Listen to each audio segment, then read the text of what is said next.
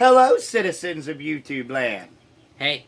It's your president and your VP back once again with another video game review. This time it's going to be Spider-Man PlayStation 4. Yep. I got my hands on this Christmas of last year, and it's very fun, by the way, guys. I definitely recommend that you should play it. It even comes with a voucher for the DLC. For the DLC, the City That Never Sleeps DLC. I also should mention that I'm playing the Game of the Year edition, which means it already comes with the DLC voucher. So that means if you play the Game of the Year edition, you already got it. So cool, it's awesome. Game came out in 2018. It's rated T for blood, drug references, language, violence, and mild suggestive themes. But really, that doesn't matter. It's mostly because of Black Cat. But yeah. Okay then. The story is that Peter Parker has been Spider-Man for 8 years now. So that means they've skipped the whole Uncle Ben's death. With great power comes great responsibility, stuff like that. Because we already know it. That's not to interrupt for a moment, does this put him in college years, Peter Parker, then? Yeah, college years. So it would make him roughly, what, like 24, 25 years old? I think he's 23 in this one. So, yeah. Anyways, in this, he works at Auto Industries, which means he works for Auto Octavius. It's actually not Auto Industries. It's actually Octavius Industries. My mistake. I'm sorry. Please don't hit me, guys. It's Octavius Industries, which means he works for Auto Octavius. Which, if you already know that, he becomes Dr. Octopus or Doc Ock. So does he become Doc Ock in the game then? Yeah, he does. It's Doc Ock's origin story, basically. Is it pretty much the story that we know where it's a nuclear accident? Or No. Is it like Spider-Man the movie logic? No, it's, basically he's trying to, he's trying to, make prosthetics for people who are disabled. Okay. And he then comes up with the idea that he could make them bigger after he gets shut down by Norman Osborn, which then this fuels his hatred for Norman, and that's why he becomes Doc Ock. And he also helps create the Sinister Six, which includes Rhino, Vulture, Electro, and Mr. Negative, Doc Ock, and I'm missing somebody. Oh yeah, and Scorpion. He makes an appearance. So yeah, you get those 6 villains. Mr. Negative is actually a relatively villain that doesn't get that a lot of attention, and the fact that he's you think he's going to be a primary antagonist in this, but then he becomes a secondary antagonist later, and the second half of the story is just really interesting, honestly. Well, I'll interject for a moment and point out that Mr. Negative is actually a very recent Spider-Man recent addition to the Spider-Man Rogues Gallery, as his debut was basically in the late 90s. So it's not a character that a lot of people are all that familiar with. Yeah. I will also point out, guys, huge Spider-Man fan here. I've been reading Spider-Man and consuming Spider-Man media since I was 10 years old. Yeah. So I've been consuming Spider-Man media since I was 5. I got him started and introduced into it. Got him with the superheroes right away at an early age. Yeah. So anyway, so after that, like I said, I've been basically going through the stuff, and now I should really get into the plot. So like I said, Spider-Man, it starts off with Spider-Man taking down Wilson Fisk, aka the Kingpin, who's actually more of a Daredevil villain. So technically he's a secondary antagonist in this one as well. Okay, again, I'll interject for just a moment. He is primarily a Daredevil villain, but the Kingpin's first appearance ever in any Marvel comic was Amazing Spider-Man number 50. You know, of course I would know his Spider-Man comics. Anyway, so yeah, he's taken down Wilson Fisk, who happens to be running organized crime within New York City, and now the NYPD is basically finally has rights to take him down. And so then you basically get the tutorial for combat. You also get the tutorial for web swinging, which is pretty simple. And I gotta admit, I haven't felt web swinging in this game feel so fluid since Spider-Man 2, the video game, which automatically one of my favorite video games of all time. I should definitely do a review on that one when I get the chance. Like I said, it's one of my favorite video games of all time. Top of the top right there. We should probably also do a review for Ultimate Spider-Man, because we have that video game as well. And the web swinging mechanic on that one's also super fluid. Yeah. As it borrows a lot of elements from Spider-Man 2, as I'm sure this game does. Yeah, I've always, like, people have always said, so I'm going to interrupt the plot here a little bit, but people have always said that the best Spider-Man game is Spider-Man 2018. Excuse me, people, but without Spider-Man 2, there would be no Spider-Man 2018. So, yeah. And sadly, Activision Treyarch, after the abomination that was The Amazing Spider-Man 2, sold the video game rights to Insomniac. So, sadly, we will never get another Activision Treyarch Spider-Man video game. That is a bummer. I always loved them. Even the somewhat abysmal Spider-Man 3, the video game. Yeah. So, like I said, sadly, that's what happened. It was because, I mean, Amazing Spider-Man did well, the video game tie-in for that movie, but then The Amazing Spider-Man 2 just didn't do so hot, and so sadly, they just couldn't keep the IP anymore, and they sold the rights. And it's interesting that he mentions the fact that it's Dr. Octopus, because in Spider-Man lore, going way, way, way back, it's Dr. Octopus that gives Peter Parker his very first defeat. Yeah. So, anyways, after this, you get the combat mechanics, and then it teaches you how to launch enemies up into the air, which is really fun. By the way, I suggest you should try it when you play the game, because it's very fun to launch an enemy in the air and then bring him back down. I'm kind of describing the combat here, but you can launch an enemy up in the air, then you can hold triangle on that enemy, and it brings them down with a web swing. Then you can press triangle to another enemy, and then you can kick them right in the face. And I'm sorry, I'm just going way off topic here. Yeah, you probably should talk more about the plot, huh? Sorry, guys. I was kind of off on a rant. The combat's pretty fluid and pretty amazing, is what he's saying. Yeah. It kind of takes a lot of the combat from Spider-Man 2 and Web of Shadows and mixes them into this beautiful, glorious game. So after you basically get onto Fisk's computer, you then get into a boss fight with the big man himself.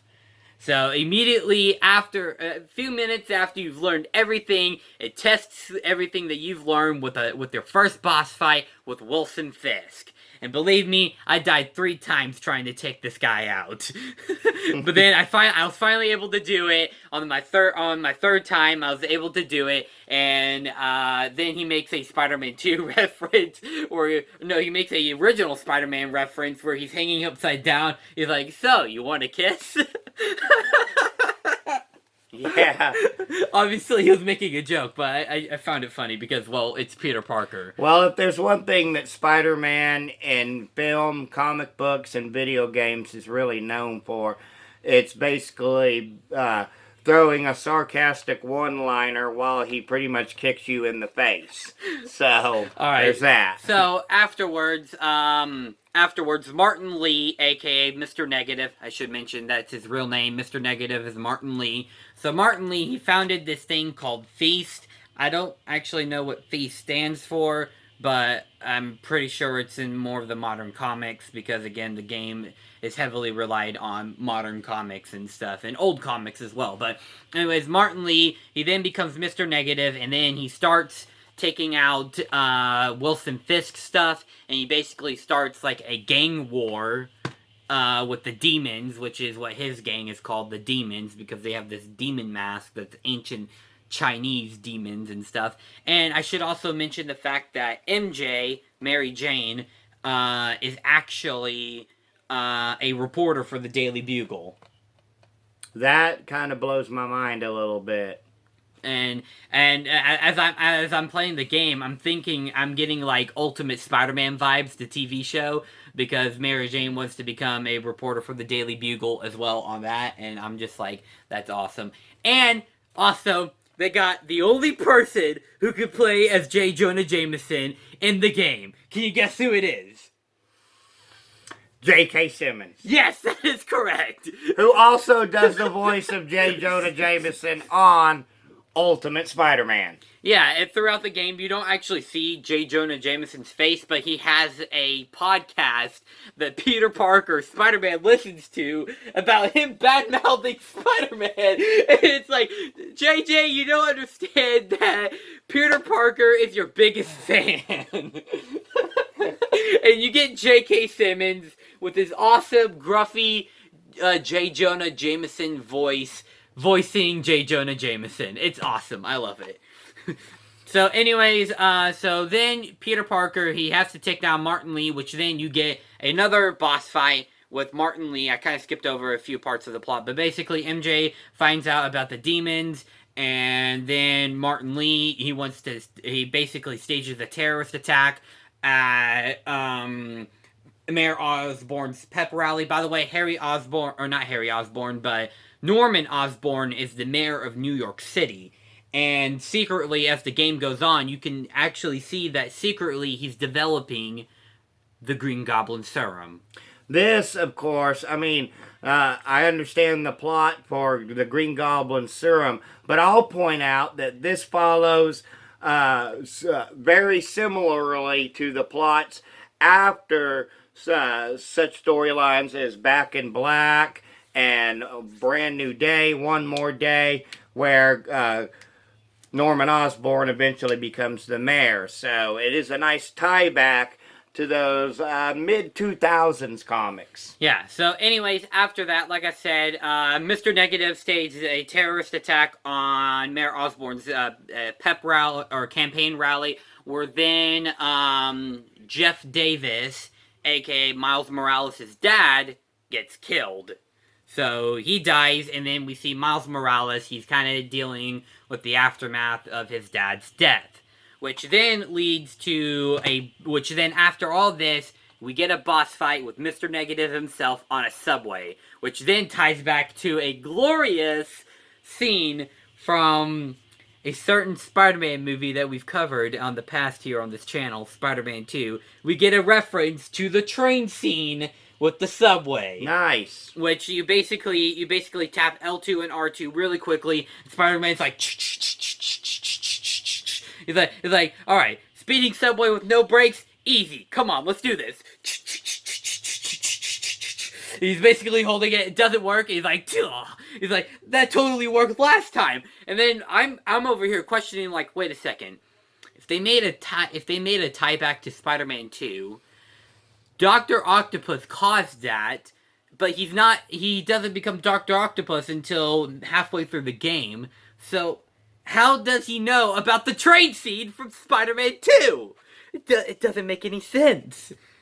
Yeah, I can see some confusion here, guys.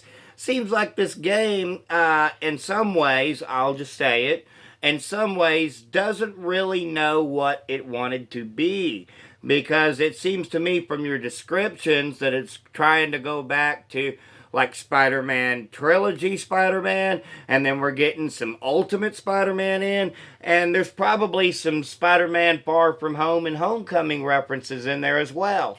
No, it's mostly Spider-Man trilogy Spider-Man and early mid-2000s comic Spider-Man that it makes references to, mostly because, again, there's Mr. Negative as the main antagonist for half of the game, and then the other half is the Sinister Six. Okay, well, my mistake, but just from the general feel, But we're also getting Ultimate Spider-Man as well, and we also have Miles Morales in this, who is the main character you play as in Spider-Man Miles Morales, which I still have yet to play. Don't spoil it in the comments. I will come after you.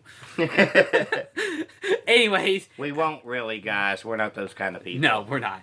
Anyways, so afterwards, after the boss fight, we then see Otto. He achieves his dream with with his forearms that basically become him becoming Dr. Octopus. And then Peter realizes that these things are very unstable and they can cause mood-altering personalities to Otto Octavius's brain because the AI is so advanced on this. So it's kind of like Spider-Man 2 Spider-Man, basically. Yeah. But it's not a fusion reaction explosion that causes him to become Dr. Octopus, but it's his pure hatred towards Norman Osborn that makes him become Dr. Octopus. Now, let me ask, since they got J.K. Simmons, was it Alfred Molina who voiced Doc Ock?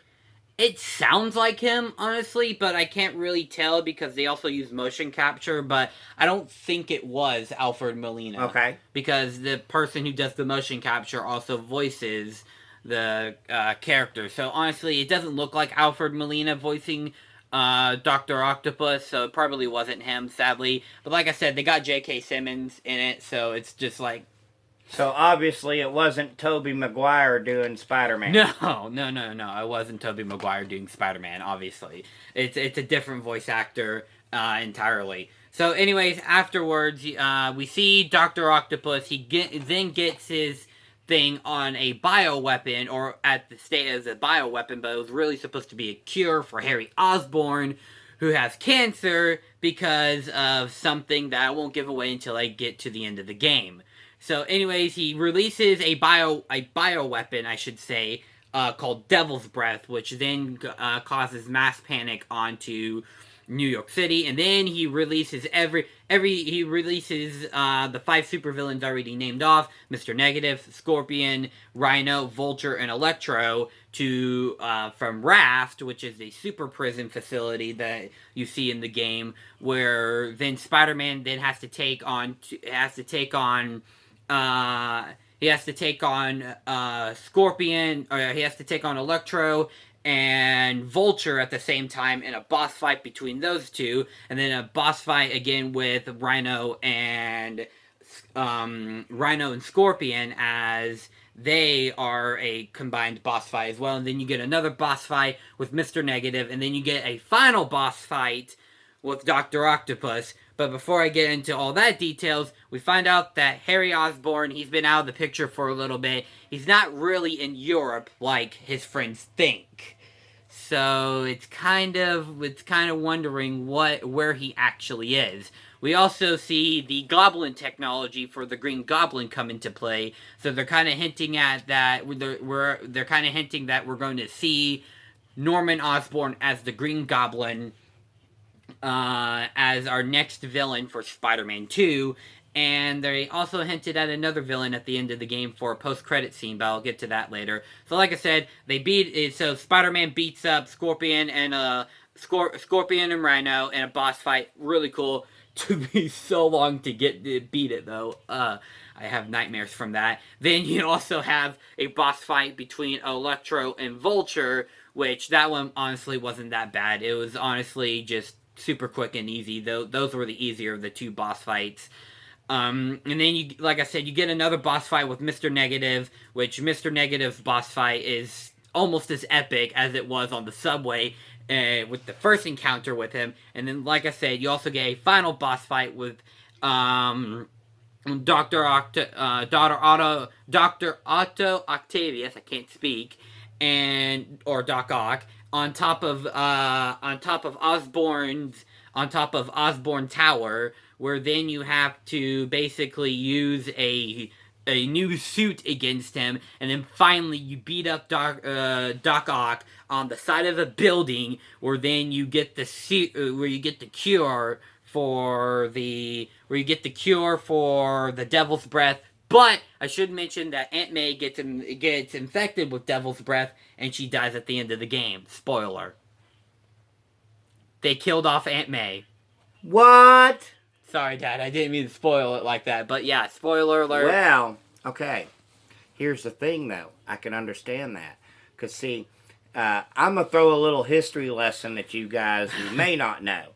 In Amazing Spider-Man 400, they reveal that Aunt May dies, and she always knew that Peter was indeed Spider-Man. Yeah, they actually revealed that in the game. Hold on. However, a few months later, and this is during a period known as the Clone Saga. Oh God, no! Please no! No, it's not what you think. Okay. But it kind of is. Oh no!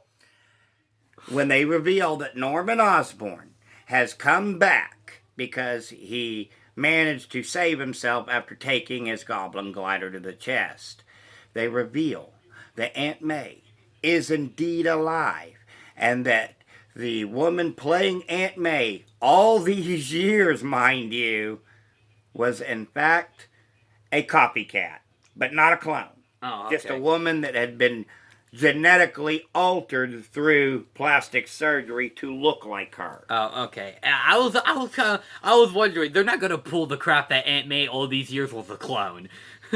So, anyways, at the end of the game, Aunt May dies, but when she's on her deathbed, she tells Spider-Man, she's like, I want to see my nephew, which then it reveals that all this time she's known that Peter Parker was Spider-Man. Well, okay, another little history lesson for you. She doesn't really actually find out that Peter Parker is Spider-Man so much as she walks in on him recovering from injuries from a fight where he's bloody and beaten up, and notices. So, anyways, afterwards, we get a bunch of post-credit scenes where it then shows that Miles Morales also becomes Spider-Man. Again, Ultimate Spider-Man, so I'm pretty sure that one Spider-Man is either going to die soon, they're going to kill off Peter Parker, because you can't have two Spider-Mans in the same universe, or in New York City, because then Miles would be considered a copycat. Technically you can, but I'll talk about that at another point. and then later on in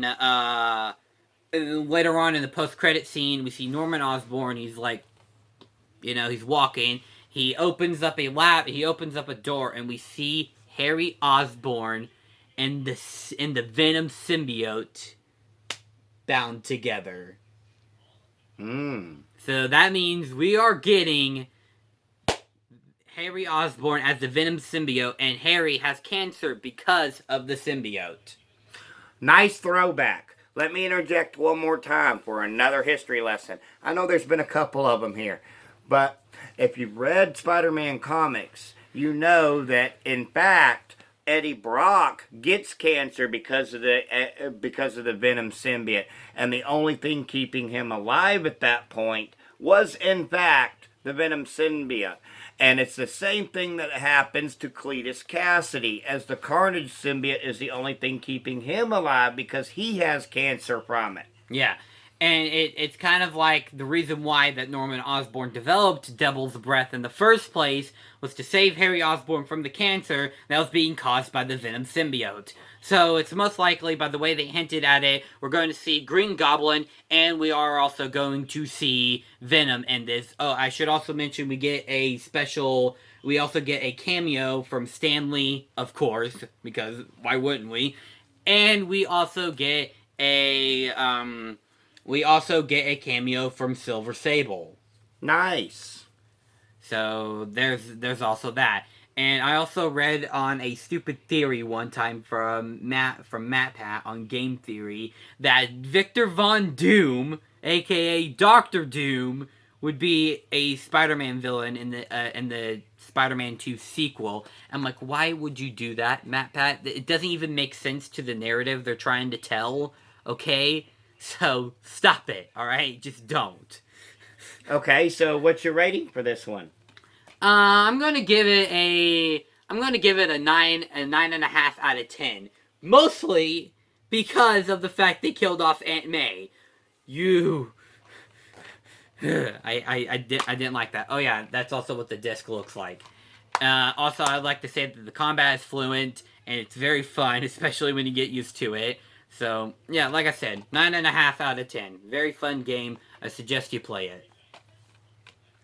Alright, guys. But of course, as usual, if you have played Spider-Man PS4 and you think it is the worst Spider-Man game of the bunch, well, you're definitely wrong because it sounds like a blast. It is a blast.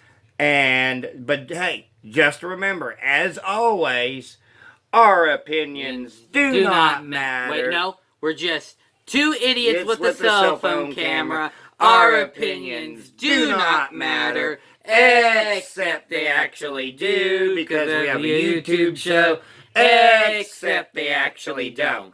So, having said that, to all you loyal viewers out there who have been making these videos a small but minor success for us specifically, we thank you and we hope you continue to watch as always.